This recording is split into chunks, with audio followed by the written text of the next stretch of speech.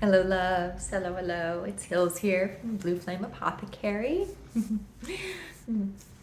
We're going to talk today about the Leo full moon that's happening on the 5th of February, Sunday morning here on the Pacific coast of the US.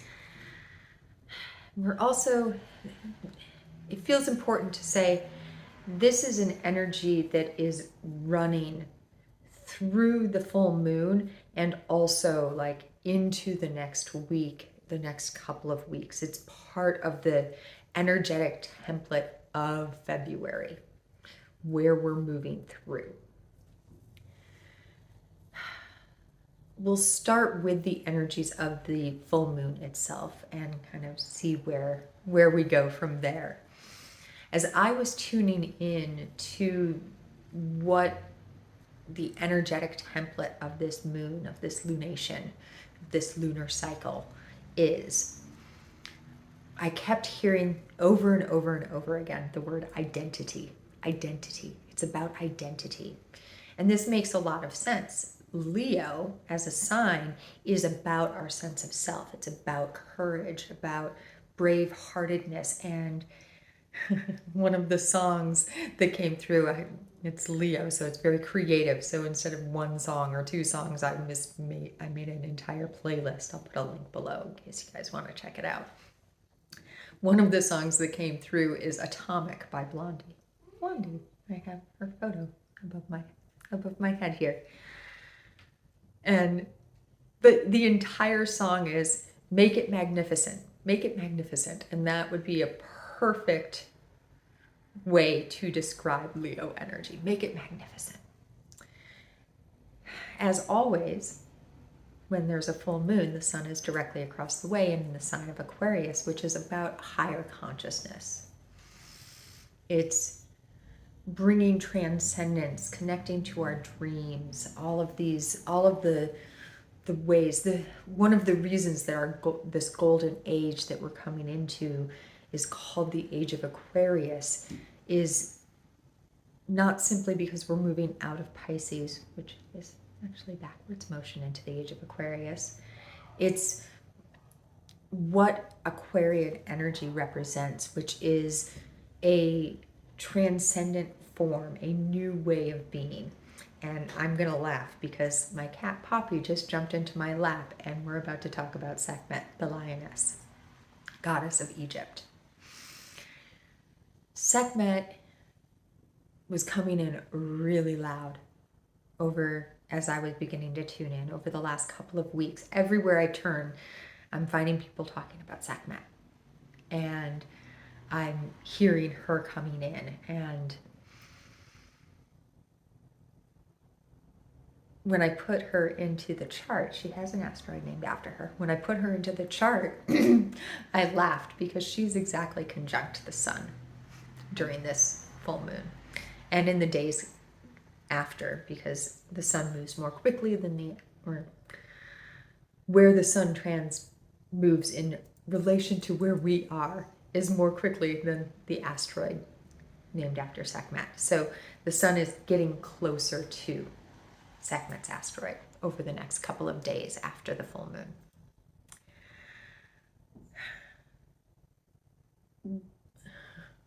This is going to bring us into something that is the healing energy that I'm feeling really loudly and back into that identity. There was another quote that came in as I was feeling into this lunation, and it was the Walt Whitman, I am large, I contain multitudes.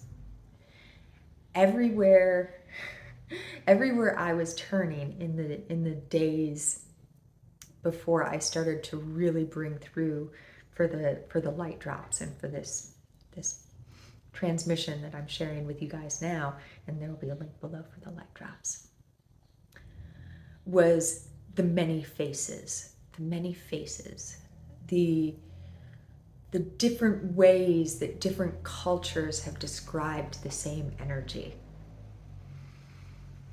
Sometimes this has come about in the way that Sekhmet presents. So Sekhmet's story is that she emerged, she was called forth from the eye of Ra in order to slay the demons. And then she became very bloodthirsty. She didn't know that it was time to stop, that the demons had all been slayed. And so she was appeased with a red dyed, they filled the Nile with red dyed beer to subdue her. There are other versions of this story in which it was an honorific that helped her know that the demons had been slayed and that the people had come into a healed sense of self. That was what this red dyed Nile represented. Interestingly, this is the same story as Kali, another demon slayer who emerged from the eye of Durga in order to slay the demons, who then became bloodthirsty and needed to be appeased and subdued. So I started to feel into these two energies, like, oh, that's magnificent. We have this ancient Egyptian and this ancient Hindu goddesses with the same story and the same template, because not only are they demon slayers, and instead of thinking of demons as, agents of Satan or something, like this, we can think of demons as those untruths that we tell ourselves, or that we tell, or we let others tell about us. And they both hold this template of, I will clear out all of this falsity within you in order for you to become your true self. And for Sekhmet, that is courageous seated lioness, sitting in her power. For Kali, it is standing upon Shiva, dancing, standing upon the universe itself in love and gratitude, in wholeness.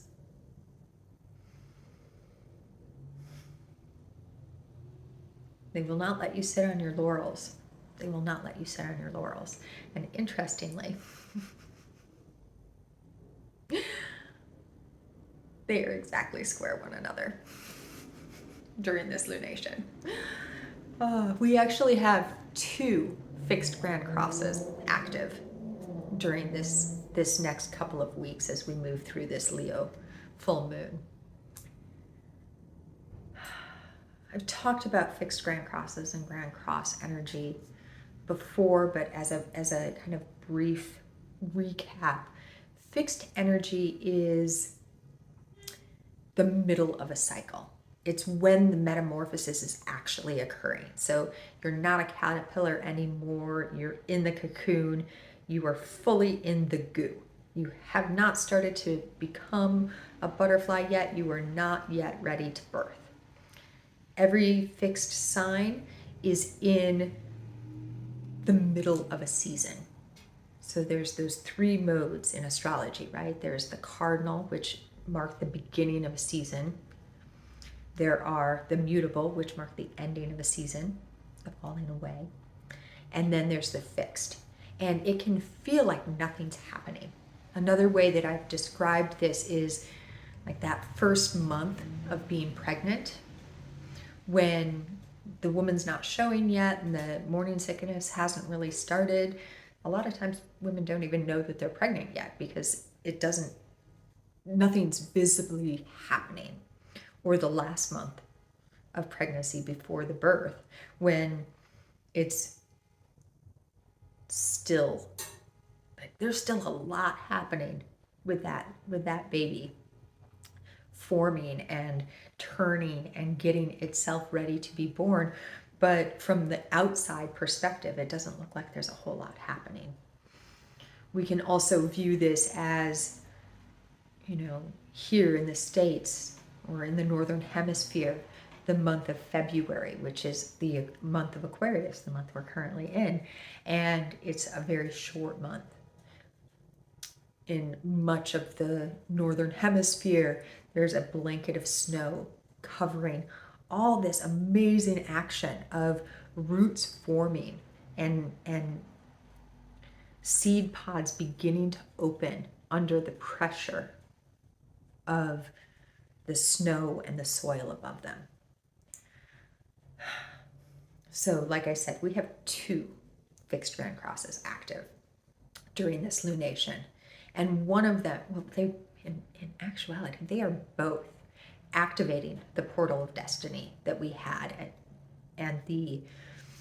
during the Lionsgate portal and leading into the Lionsgate portal last year. So the end of July and the beginning of August last year is being reactivated in a major way during this lunation and over this next couple of weeks.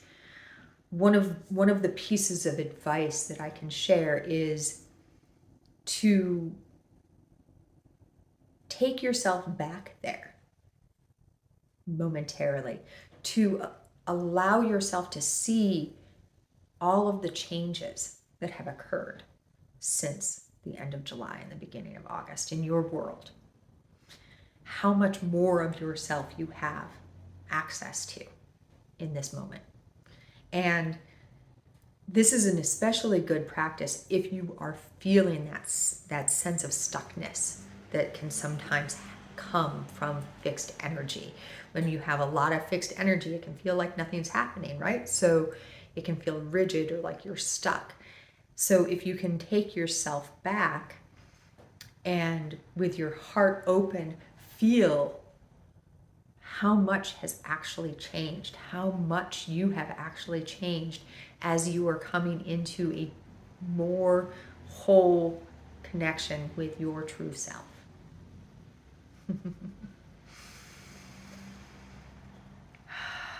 Let's take a moment and just kind of breathe that sense of self, that true nature.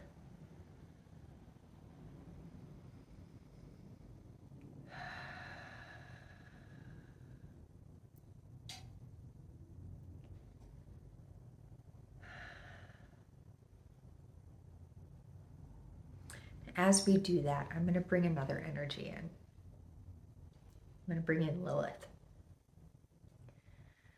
So we spoke about how Kali and Sekhmet are kind of reflections of one another, right? They're similar energetic templates, even if they're not the same being.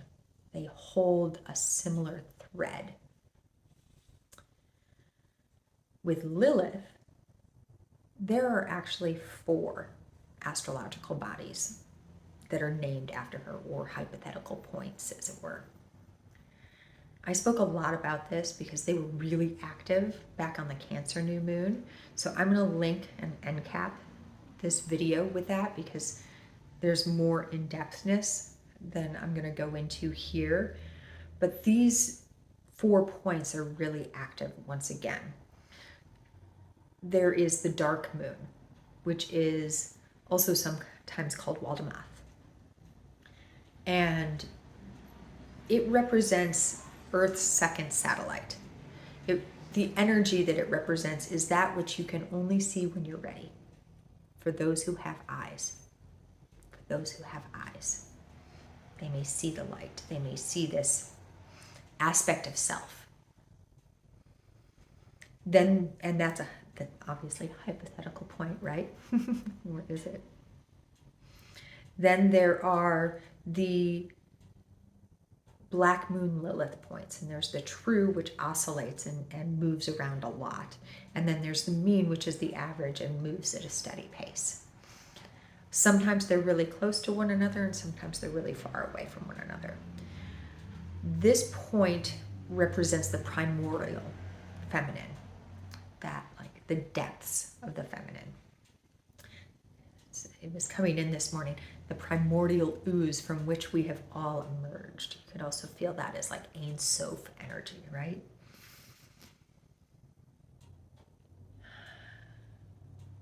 These 2 points are quite close to one another during this lunation, though the true oscillating is at the 29th degree of Cancer, and the mean average is at 3 degrees of Leo. So we're bringing that fixed energy, and that part is within one of the fixed grand crosses. The dark moon is exactly across from the true black moon, in a very, very, very close conjunction to Pluto, and Mercury sweeping its way forward through Capricorn will be meeting conjunct closer and closer to the two of them over the next couple of weeks, and is conjunct during the lunation, but at 22 degrees, so still kind of far off. But for Mercury, with how fast it moves, that is definitely still on. Then there's the asteroid Lilith. The asteroid Lilith represents the physical beingness of Lilith. The physical being of Lilith.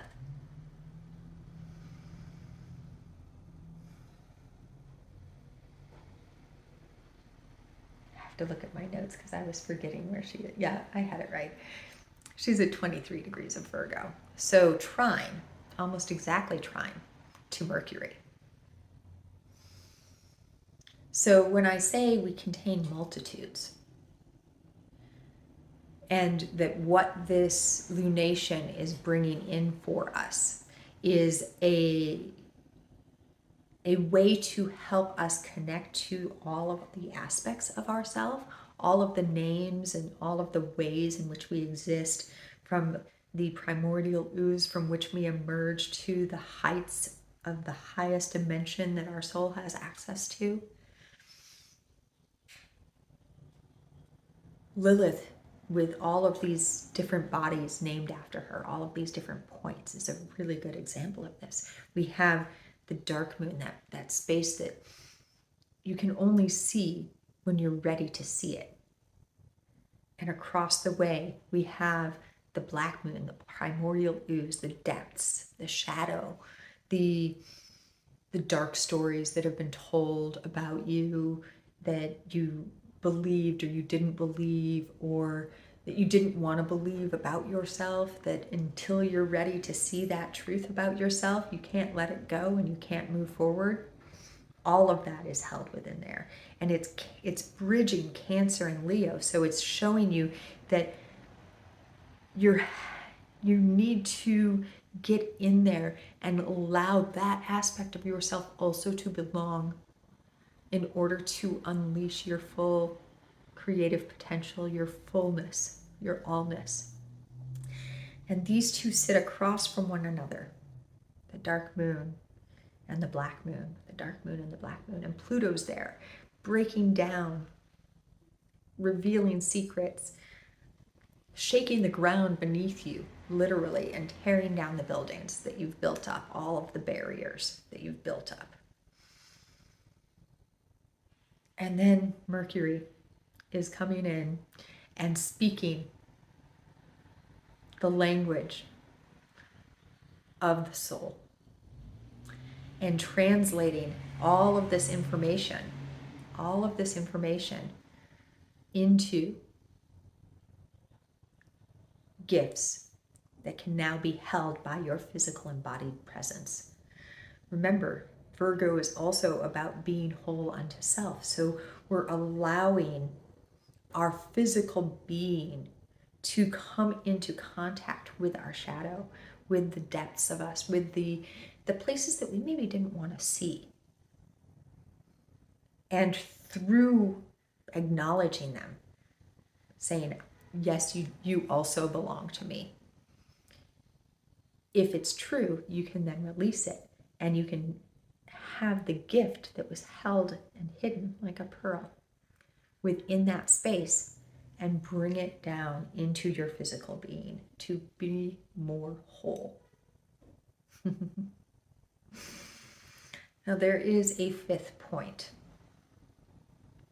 It's not technically Lilith, but it came in with a loud, like, oh, I am part of this story. I am part of this story. And it's called Selena White Moon. So the black moon Lilith marks the farthest point in the moon's orbit from the Earth. So as the moon is orbiting, where the farthest point that the moon is from the Earth changes over time. It's not a circle. Selena represents the closest point to the Earth that the moon is during that orbit, and it also changes. This is another hypothetical point. The energy that Selena represents is often like guardian angel. The way that it has come in here is that as the black moon represents the primordial feminine, the depths of the feminine, the white moon is the heights of the feminine, the place where the feminine is also in the heights and allows a connection to both aspects of the feminine, the whole feminine.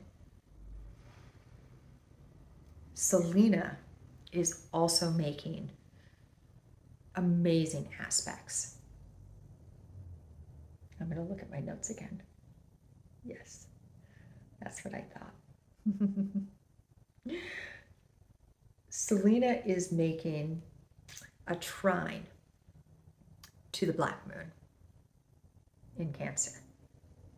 Selena is also conjunct Neptune and Shiva in Pisces. So they're trining, this trio is trining the black moon. So we're being able to see, to feel that the gifts of allowing our heights and our depths is what is on offer. And they are sitting across from the asteroid. So, excuse me.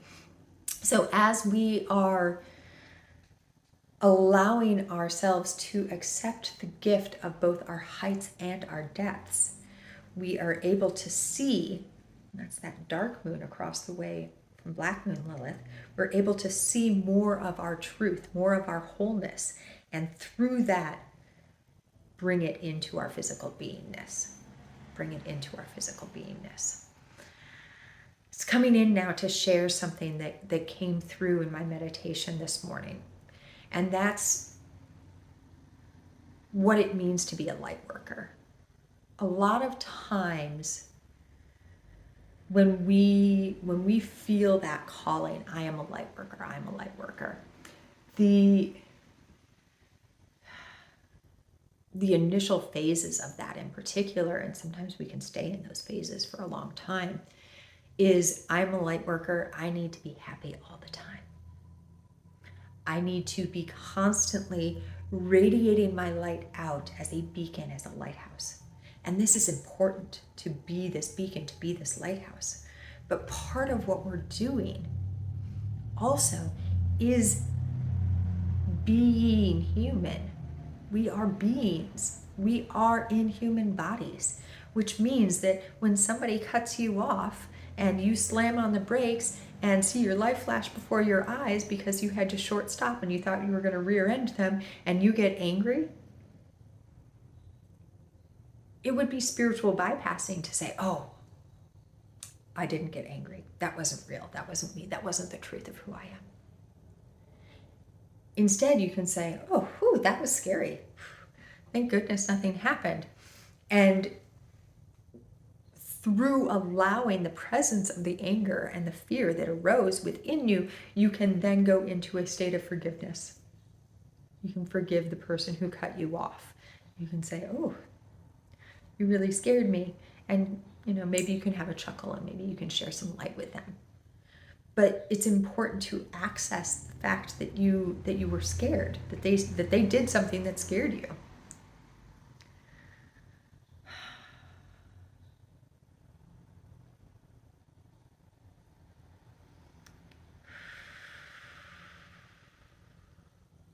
We are here as workers of light. We are here to radiate light, to be beacons of hope, to remind people that it is possible to be this light-filled and this love-filled and walk around on this planet. That is absolutely true. But not as other than human. And as humans, part of what we are here to do is to experience everything that the heart chakra has to offer, everything that the root chakra has to offer, everything that the sacral chakra has to offer, everything that the solar plexus, that the throat, that the third eye, and that the crown has to offer, and all of the energy centers and all of the chakras in between, and above and below.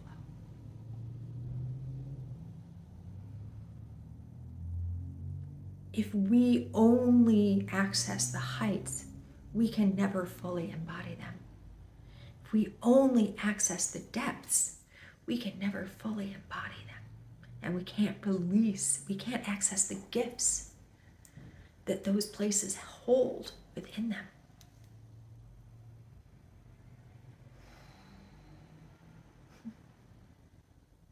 So yeah, there's 2 fixed grand crosses. There's also a mutable grand cross during this lunation. They're hitting Kali and Uranus, the sun and the moon, Yeshua. They're hitting the north node and the south node. They're hitting Medusa and Saturn. They're hitting Isis.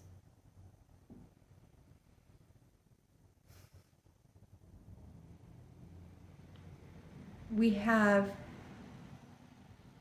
an opportunity, as we're starting all of this forward momentum, to take a beat, to remember it's not necessarily just go, go, go, go, go, go, go, go, go. Also, to breathe, to be, to let the growth happen at the pace that it needs to happen. You can't force your third eye to open. You can't force your kundalini to rise. It's all divinely timed and in divine will, and it is part of the soul aspects that you have within you. All of what we're doing as we are moving through and collecting all of the multitudes, all of the identities, all of the stories that have been told about us and that we have told about ourselves, all of the lives that we have lived and that we will live, and everything that we have done in this one. We are being given an opportunity to sit in this forward momentum, to make those subtle shifts, those fine-tunings and those tweakings, so that we can more fully embody our truth, our true self, and our whole self.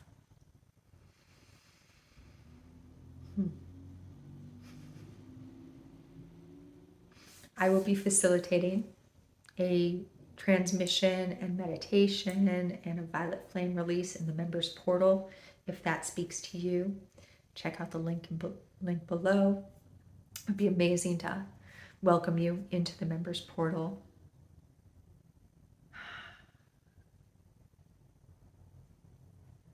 The Cosmic Light Drops is available for this lunation, this Leo full moon.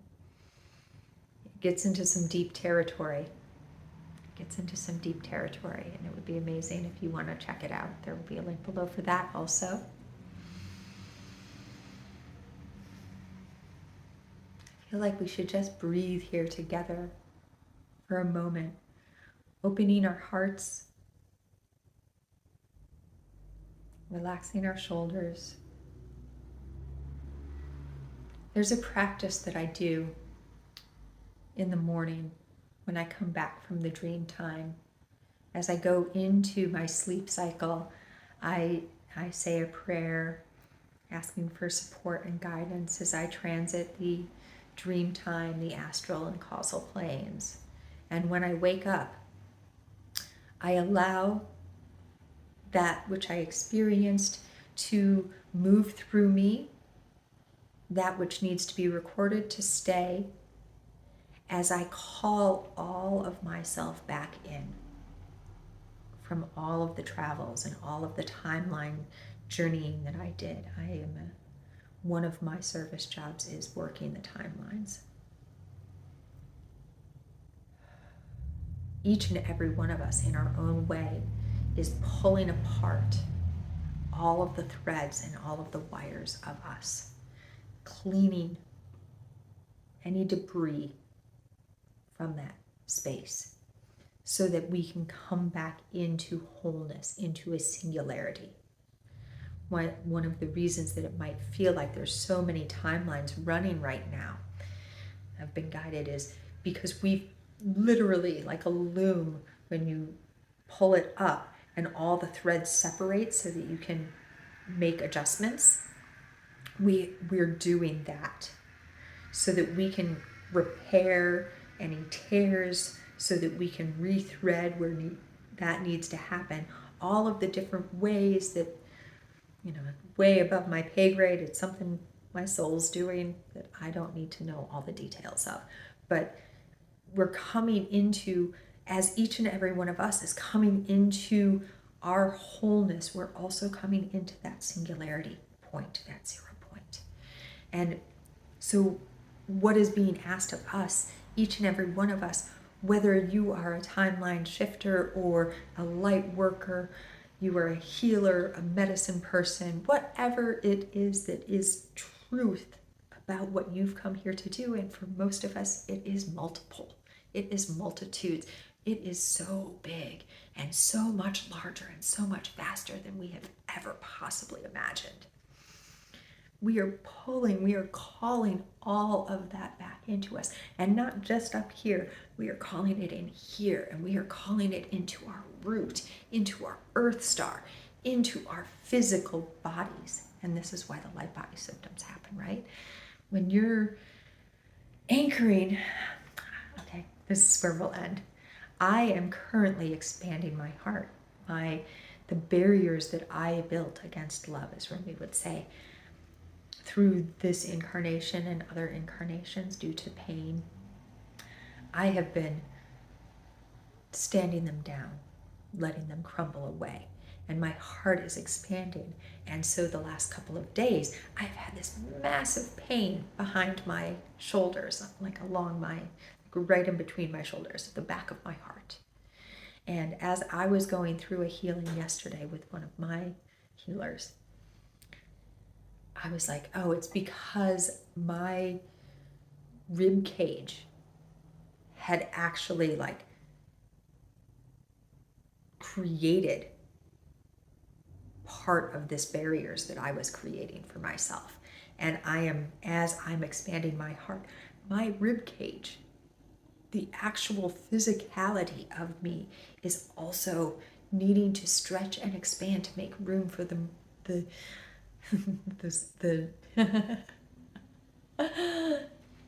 the larger blue flame that is growing within my heart. I had a vision recently of now as I'm saying it, I realize it was Sekhmet coming in and placing larger logs under the flame within the deepest chamber of my heart. Oh, I'm gonna start crying. And my flame got bigger. It got so much bigger. And now my physical body is having to adjust to make space for this flame.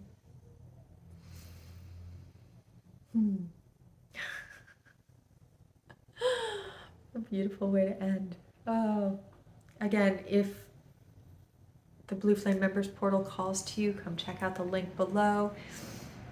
Cosmic Light Drops link below. I'll have some complimentary frequencies, i.e. YouTube videos that also kind of transit these realms in the description also. If you liked this video, please like it. Please definitely subscribe, share, comment. I love weaving with you guys in the comments. It's such a joy, and it really, really helps me. If you like and subscribe and share the video, it helps the message get out, and it helps me know how to best serve you all. Oh, I love you guys so much. I'm so grateful and overjoyed to be exploring all of the ways that our largeness and our multitudes are coming together. As always and in always, so much and many loves to you from all the dimensions. Mwah.